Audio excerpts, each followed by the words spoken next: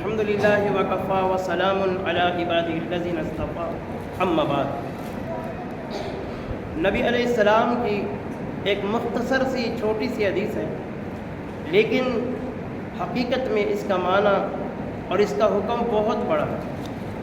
اللہ کے رسول صلی اللہ علیہ وسلم ارشاد فرماتے ہیں، وعن ابن عمر رضی اللہ تعالی عنہما قال قال رسول اللہ صلی اللہ علیہ وسلم لا ينظر اللہ الی من جر ثوبہ خیلاء، متفق علیہ۔ بخاری اور مسلم میں حدیث موجود ہے۔ عبداللہ ابن عمر رضی اللہ تعالیٰ عنہ فرماتے ہیں کہ نبی کریم صلی اللہ علیہ وسلم نے فرمایا کہ اللہ قیامت کے دن اس انسان کی طرف رحمت کی نگاہ سے نہیں دیکھے گا۔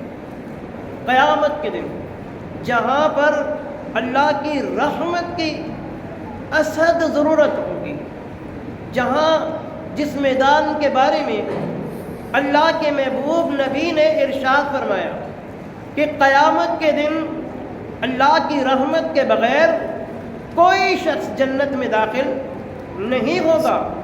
اور لوگوں نے کہا، نبی کے صحابہ نے کہا، اے پیارے نبی، کیا آپ بھی اللہ کی رحمت کے بغیر جنت میں داخل نہیں ہوں گے؟ نبی علیہ السلام نے فرمایا، ہاں میرے صحابہ، میں اللہ کا نبی بھی اللہ کی رحمت کے بغیر جنت میں داخل نہیں ہوں گا۔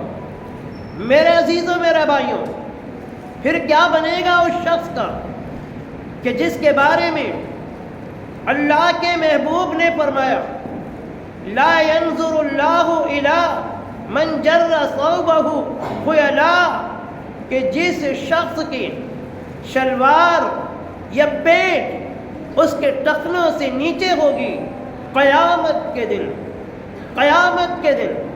جہاں ضرورت ہوگی اللہ کی رحمت کی، اس دن اللہ اپنی رحمت بھری نگاہوں سے اس شخص کی طرف نہیں دیکھے گا۔